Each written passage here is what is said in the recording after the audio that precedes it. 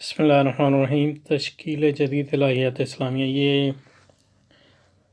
اس کے دروس کا آغاز کرتے ہیں آج سے، کیونکہ میں اصل کتاب جو انگریزی میں خطبات تھے اقبال کے، reconstruction of religious thought in Islam, اس پر دروس پہلے سے شروع کیے ہوئے ہیں، تو میں نے یہ سوچا کہ اس کے ترجمے کا مطالعہ بھی کیا جائے، اور یہ ترجمہ اس لحاظ سے اہم ہے کہ یہ اس جزوی طور پر علامہ اقبال رحمۃ اللہ علیہ کی زندگی میں ان کے زیر نگرانی شروع ہوا تھا، اور سید نذیر نیازی جو ہے علامہ اقبال کے احباب میں سے تھے۔ اور دوسری بات یہ ہے کہ جب میں بہت عرصے پہلے کی بات ہے، یعنی چھوٹا تھا تو اسکول میں تھا، تو اس زمانے میں اس کتاب کو بہت پڑھا، تو اس سے ایک قلبی جو ہے تعلق بھی ہے، تو اس لحاظ سے جو ہے ایک شکریہ سید نذیر نیازی، اور اس کتاب کے ذریعے جو ہے مجھ پہ نہ صرف یہ کہ علامہ اقبال کی فکر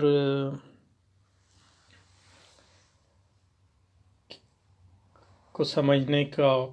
کہ جو موقع ملا، اس کا آغاز ہوا، بلکہ یہ کہ اس میں جو نام پھر آتے ہیں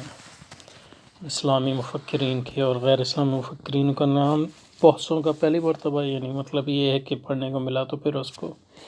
اس میں اس کا بھی داعیہ پیدا ہوا کہ پھر ان کے بارے میں معلوم کیا جائے۔ یعنی پہلے ہی صفحے پہ آپ دیکھیں گے کہ اس میں آپ کو جو ہے کانٹ کا نام ملے گا، عطار کا نام ملے گا، یعنی فرید الدین عطار وغیرہ۔ کچھ سے ہم واقف تھے، لیکن بہت سے ایسے حوالے تھے جن سے ہم واقف نہیں تھے، تو اس لحاظ سے جو ہے مجھے مطلب ذاتی طور پہ اس کتاب سے بہت انس ہے، یعنی اس ترجمے سے، تو انشاءاللہ، اور اسی لیے میں سید نذیر نیازی صاحب کا طویل مقدمہ بھی ہے اس کے ترجمے پہ، تو اس پر بھی انشاءاللہ اسی سے شروع کریں گے۔ اس کے بعد جو ہے علامہ اقبال کی تقریض ہے، اور اس کے بعد جو ہے ان کے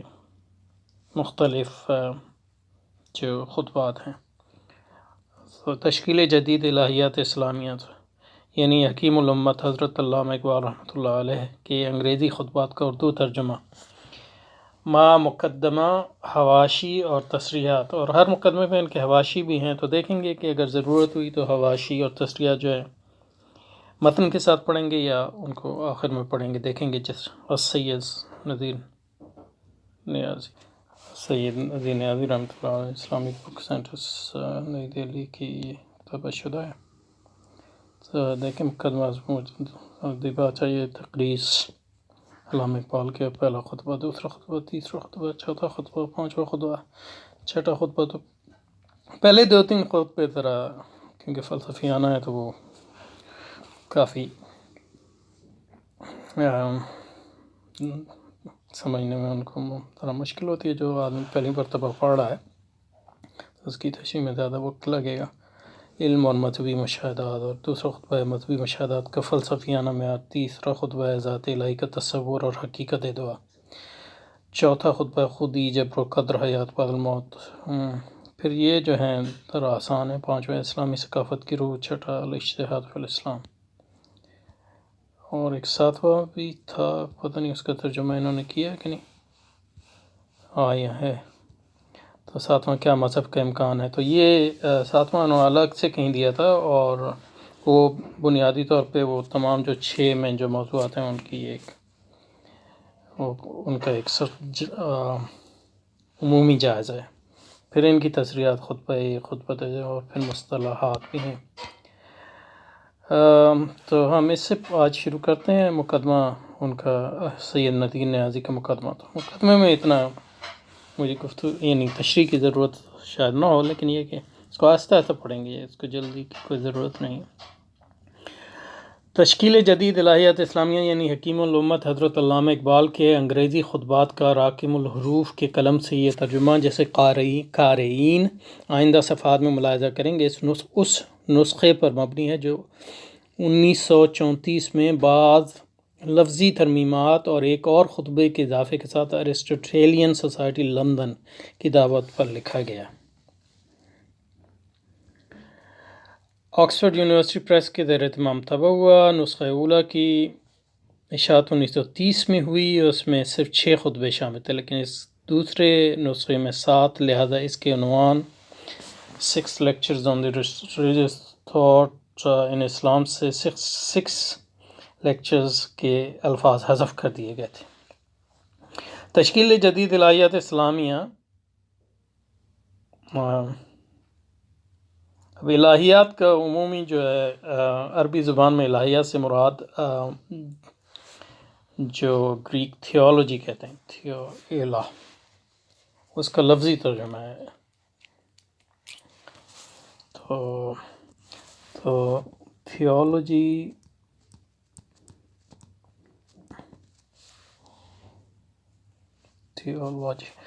اور عربی میں الہیات۔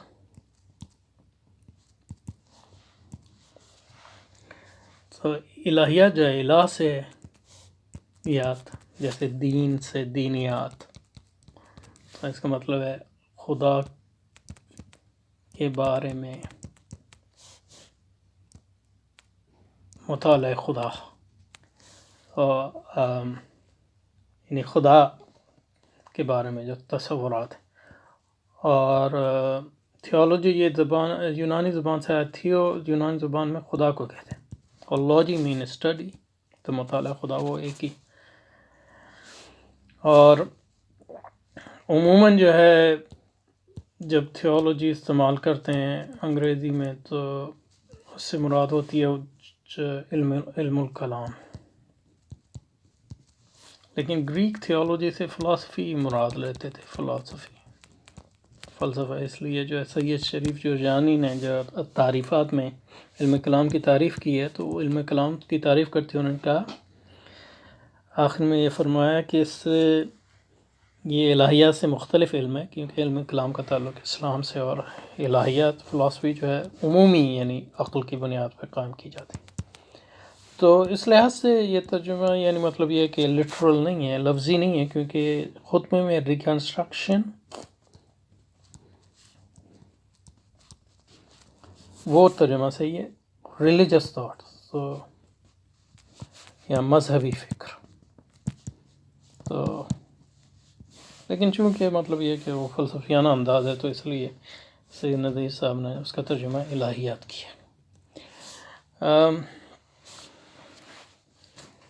تشکیل جدید الہیات کا عنوان بھی حضرت علامہ ہی کا تجویز کرتا تھا، ٹھیک ہے جی، اب وہ مصنف نہیں کیا۔ بات یہ ہے کہ دسمبر 1929 میں جب ان کی خدمت میں حاضر ہوا اور باتوں میں خطبات کی اردو ترجمے کا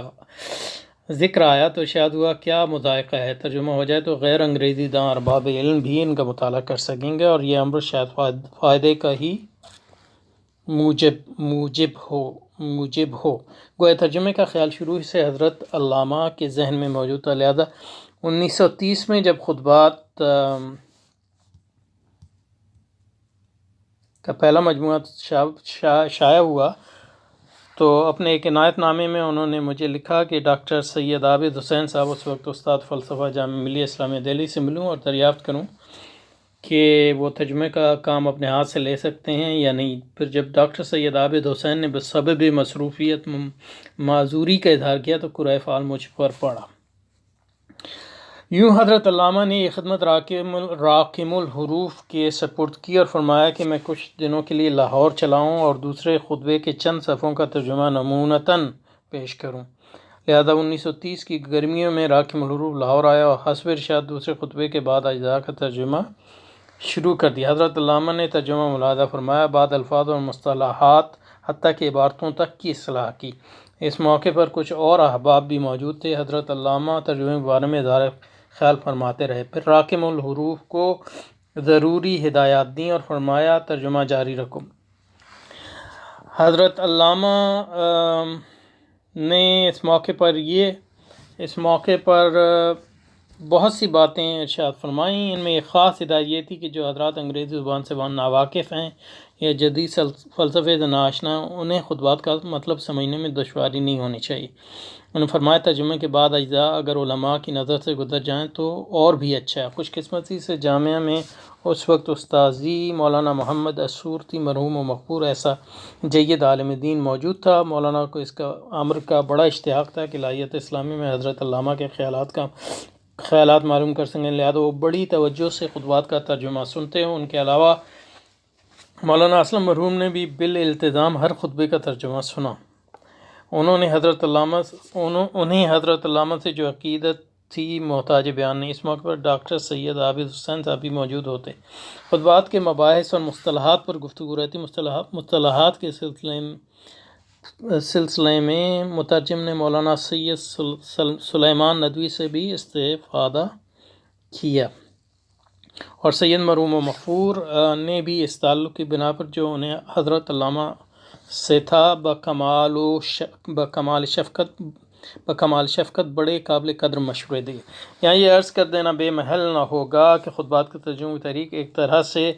راکم الحروف ہی نے کی تھی، گویا اس وقت کسے خیال تھا کہ یہ خدمت ایک روز اسی کو سر انجام دینا پڑے گی۔ میں اس سے پہلے عرض کر چکا ہوں کہ حضرت علامہ کی اپنی رائے بھی یہی تھی کہ ترجمہ ہو جائے تو اچھا ہے، مگر وہ دیکھتے تھے کہ خطبات میں انہوں نے جو بحثیں خالصاً فلسفیانہ نقطۂ نظر سے اٹھائیں ہیں، ان کی صحیح اہمیت اور قدر و قیمت کا اندازہ کیا جا سکتا ہے تو جب ہی کہ ہماری نگاہیں حیات انسانی کے بنیادی مسائل اور اس لیے تہذیب و تمدن گنو مظاہر اور تقاضوں کے ساتھ ساتھ فلسفہ و حکمت کی ساری تاریخ لہٰذا اسلام کے ماضی و حال پر ہوں۔ ہم سمجھے دنیا اس وقت کن احوال سے گزر رہی ہے، یعنی 20ویں صدی کے آغاز میں استعمار اور مغربی تہذیب کا عروج، اور اس کے فکر و نظر میں کیا انقلاب رونما ہو رہے ہیں، یعنی سائنس وغیرہ۔ لیکن تغیر و انقلاب کی اس دنیا میں جہاں ہم زندگی بسر کر رہے ہیں، یہ سمجھنا کہ اس کا بنیادی مسئلہ کیا ہے کوئی معمولی بات نہیں۔ اس کے لیے بڑی وسعت نظر اور تبحر علم کی ضرورت ہے۔ بغیر اس کے ناممکن ہے کہ مسلمان یہ سمجھ سکیں کہ اسلام کا موقف اس مسئلے میں کیا ہے اور اس کی عقلی نوعیت کیا ہے۔ مسلمانوں میں اس قسم کی وسعت نظر اور تبحر علمی کی مثالیں بڑی شاذ ہیں، اور نہ بھی ہوں تو عالم اسلامی کی نشاط ثانی میں حضرت علامہ انہیں ذہناً اور عملاً جس راستے پر ڈالنا چاہتے تھے اس کا تصور ابھی اتنا عام نہیں ہوا تھا کہ ان کا مدعا آسانی سے سمجھ میں آ سکے۔ حضرت علامہ کے اس خیال کے بارے میں قارئین کی رائے کیا ہو، اس کا فیصلہ تو انہی کے ہاتھ میں ہے۔ مترجم کو بہرحال یہ عرض کرنا ہے کہ حضرت علامہ اقبال کے ارشاد کے مطابق اس کا فرض تھا کہ خطبات میں جہاں جہاں کوئی جدید افکار فلسفہ کی ترجمانی جن الفاظ اور مصطلحات میں کی گئی ہے، ان کے لیے جو الفاظ، مصطلحات اور ترکیبات انتخاب کرے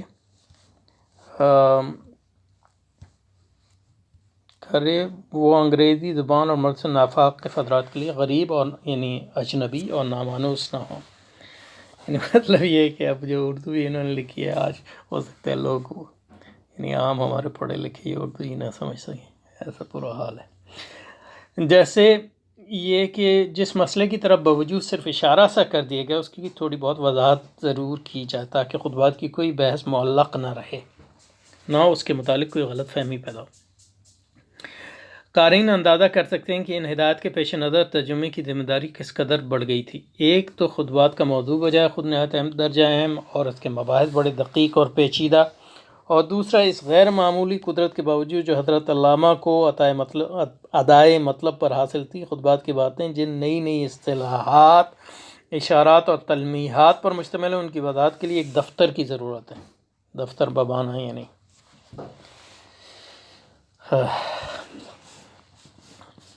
دفتر بمانا نوٹ بک یعنی کاغذ کا بار۔ لہذا سوال یہ ہے کہ حضرت علامہ کے نزدیک جن خیالات اور تصورات کو کس قدر کھول کر بیان کرنا ضروری ہے، انہیں کہاں تک کھولا جائے، اس لیے کہ عین ممکن ہے مترجم کی احتیاط اس سلسلے میں اتنی بڑھ جائے کہ وضاحت طلب عبارتیں باوجود وضاحت غیر واضح رہیں، یا یہ کہ وہ ان کی وضاحت اپنے نقطۂ نظر سے کرنے لگے۔ پھر جیسے کہ حضرت علامہ کا ارشاد تھا، جوں جوں ترجمے کی رفتار ترقی اور مشکلات کی اطلاع ان کی خدمت میں پہنچتی رہی، یا جیسے جیسے مولانا سوتی اور مولانا اسلم نے کوئی استفسار فرمایا مثلاً آیات نور ہی کے متعلق، تو اس امر میں کوئی شک و شبہ باقی نہ رہا کہ تمام و کمال نہیں تو ترجمے کے بعد اہم اجزاء کا حضرت علامہ کی ملاحظے سے گزر جانا ضروری ہے۔ یہ گویا حضرت علامہ کی طرف سے ان کی نظر ثانی ہوگی، مگر پھر جب ترجمہ اس مرحلے پر پہنچا کہ اس کی نظر ثانی شروع ہوتی ہے، اور اس کے بعد ساتھ ساتھ یہ بھی صاف نظر آنے لگا کہ بعض مسائل کی تشریح ناگزیر ہے، تو حضرت علامہ نے فرمایا کہ ترجمہ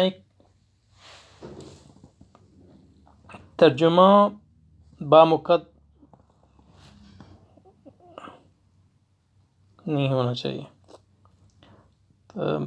بے مقدمہ نہیں ہونا چاہیے، یہ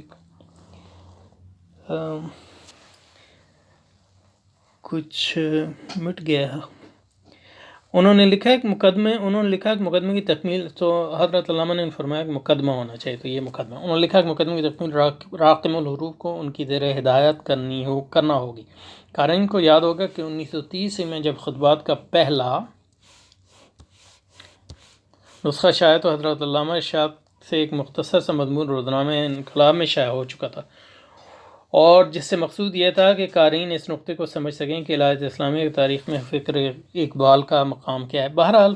یہ احتیاط اور یہ مسئلہ تھی کہ جس کے پیش نظر ترجمے کی رفتار اگرچہ نسبتاً سست رہی، بئی ہما 1931 کی ابتدا ہوئی تو اس کا زائد حصہ مکمل ہو چکا تھا، یعنی زیادہ تر۔ لیکن پھر یہ ہوا کہ راکم الحروف کو اس کا سلسلہ دفعتاً روک دینا پڑا۔ اس کی وجہ تھی وہ غیر معمولی پریشانی اور غم و اندوہ جس کا سلسلہ 1933 بلکہ 1935 تک جاری رہا، جس کا علم حضرت علامہ کو ہوا تو عذرائے شفقت اور ہمدردی فرمایا کہ ترجمے کا سلسلہ رک جائے تو کوئی مذائقہ نہیں، لہذا اس کی پھر سے ابتدا ہوئی تو 1933 کے وسط میں اور تکمیل کے چند دنوں بعد۔ لیکن 1931 سے 1932 تک حضرت علامہ زیادہ تر سفر میں رہے، اور یہاں 1933 کے وقت میں جب راکم الحروف نے عرض کیا کہ ترجمہ مکمل ہو گیا، مجھے اجازت دی جائے حاضر خدمت ہو کر مقدمے کی تکمیل کر لوں، تو ارشاد ہوا کہ خطبات کا جدید نسخہ چونکہ آکسفورڈ یونیورسٹی پریس میں طبع ہو رہا ہے، اس میں کچھ لفظی ترمیمات کی گئی ہیں، لہذا بہتر ہوگا کہ میں اس کی اشاعت کا انتظار کر لوں۔ اس اثناء میں حضرت علامہ جامعہ ملیہ اسلامیہ دہلی کی درخواست منظور کر چکے تھے کہ ترجمہ اس کی طرف سے شائع گو بعد مشکلات کے باعث جو آگے چل کر پیش آئیں، ارباب جامعہ اس منظوری سے فائدہ نہ اٹھا سکے۔ ادھر آکسفورڈ یونیورسٹی پریس کا نسخہ بھی کہیں قدر دیر یعنی 1934 میں طبع ہوا، ایک خطبے کے اضافے کے ساتھ، لہذا قدرتی بات تھی کہ اس کے ترجمے میں کچھ وقت ظرف ہوتا، مگر پھر اس زمانے میں حضرت علامہ دفعتاً بیمار ہو گئے، اور ہم بیماری میں وہ بھی جس سے پھر کبھی صحت یاب نہ ہوئے۔ اس صورتحال میں ترجمے کی نظر ثانی یا مقدمے کی تکمیل کا کوئی امکان ہی نہیں تھا، ایک تو بسبب علالت، دوسرا اس لیے کہ 1934-36 تک راکم الحروف کی سب سے بڑی مصروفیت یہ تھی کہ روز نہیں تو ہر دوسرے یا تیسرے دن بالالتزام حکیم نابینا حکیم عبد الوہاب صاحب انصاری مرحوم مغفور کی خدمت میں حاضر ہو کر حضرت علامہ کے مرض اور کیفیت مزاج کی اطلاع کرے، اور پھر جیسے جیسے حضرت حکیم صاحب کی ہدایات ہوں توائیں ان کی خدمت میں بھیج دے۔ 1936 میں البتہ جب راکم الحروف حضرت علامہ ہی کی ایما سے لاہور منتقل ہوا تو اس وقت ان کا مرض کہیں زیادہ ترقی کر گیا تھا، اور ناممکن تھا کہ وہ اس کاوش کے متحمل ہو سکیں جو ترجمے کی نظر ثانی میں پیش آتی۔ اسی اثناء میں جامعہ سے بھی سلسلہ گفتگو منقطع ہو چکا تھا، اس لیے یہ سوال ہی پیدا نہیں ہوتا تھا کہ ترجمے کی اشاعت کا اہتمام کیا جائے۔ البتہ ایک امید باقی تھی، اور وہ یہ کہ حضرت علامہ صحت یاب ہو جائیں تو پھر اس کام کی ابتدا کر دیا، لیکن یہ امید بھی افسوس سے پوری نہ ہوئی، اس لیے اور بھی دکھ ہے کہ حضرت علامہ کا خیال انہی مطالب کو جو خطبات میں ادا کیے گئے اور زیادہ وضاحت بلکہ ایک حد تک نئے انداز میں پیش کرنے کا تھا، مگر اس سے یہ غلط فہمی نہ ہو کہ حضرت علامہ خود بات سے غیر مطمئن تھے۔ ان کا خیال تو یہ تھا کہ اسلامی فکر کی تشکیل جس نہج پر ہونی چاہیے اس کے لیے ایک مبسوط تصنیف کی ضرورت ہے۔ مبسوط یعنی مور ڈیٹیلڈ۔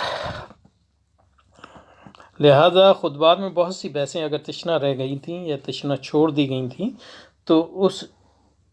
اس امید میں کہ ارباب نظر خود ان کو پھیلا کر سلسلہ استدلال کو مکمل کر لیں گے، لیکن ایسا نہیں ہوا، اور یہی حقیقی وجہ تھی